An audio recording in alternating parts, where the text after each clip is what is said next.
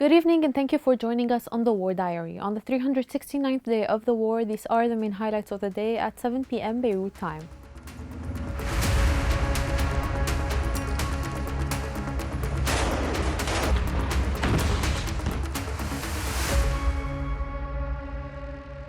We begin with the situation in Lebanon. Israel continued their attacks in several regions across the country on Wednesday, while a cautious calm persisted during the day in Beirut's southern suburbs. An Israeli raid targeted a floor of the Dar Salam Hotel in Wardani in the Shuf district. According to the Public Health Emergency Operations Center, reports indicate 4 dead and 10 injured. The hotel was sheltering around 82 people, mainly displaced families. Another strike hit a school in Al Sama'iyya in the Tyre district, resulting in 1 death and several injuries.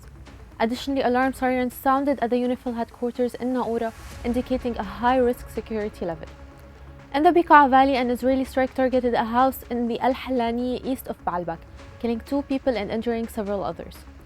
On their part, Hezbollah announced on Wednesday that it had targeted Israeli troops in the vicinity of Maisel Jabal with artillery shells.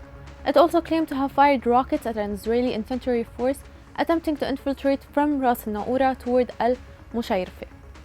On their part, Israeli media reported that 2 people were killed in Kiryat Shmona by rockets fired from Lebanon on Wednesday afternoon.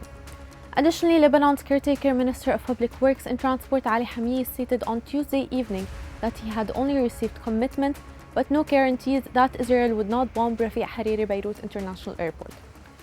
In the region, in Palestine and in Gaza specifically, the Israeli army claimed on Wednesday that it had killed 20 Palestinian fighters and dismantled a weapons depot in the Jabalia area. The army also closed roads blocking the delivery of humanitarian aid, according to Ahmed Al-Kahloud, director of civil defense in northern Gaza. Meanwhile, 6 people were injured on Wednesday in Hadera, central Israel, by an assailant who stabbed passersby before being neutralized, according to Israeli police. In Syria, 1 police officer was killed and another injured in an Israeli strike on the Golan Heights on Wednesday following a deadly airstrike on Damascus the previous day. The Syrian Defense Ministry reported that at least 7 civilians were killed in Tuesday night's Israeli airstrike on a building. According to the Syrian Observatory for Human Rights, this building was frequented by Iranian Revolutionary Guards and Hezbollah members. Russia strongly condemned the attack, calling it a gross violation of national sovereignty. The human toll since the start of the war as of 7 p.m. Beirut time, the Lebanese Ministry of Health reported that 2,141 were killed and 10,099 injured due to Israeli attacks on the country since October 8, 2023. On the Palestinian side, according to the latest figures from the Gaza Ministry of Health, at least 42,010 Palestinians have been killed in Israeli assaults and bombing. On the humanitarian front, the European Union announced on Wednesday the dispatch of 3 aircrafts loaded with humanitarian aid to Lebanon. European Commission President Ursula von der Leyen said on social media, and I quote, "The EU stands with the people affected by the ongoing crisis in Lebanon," end of quote.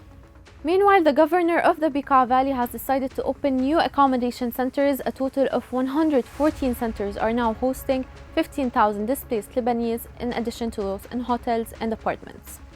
On the diplomatic front, the Iranian foreign minister arrived in Saudi Arabia on Wednesday to discuss efforts to secure a ceasefire in Gaza and Lebanon, according to Saudi state media.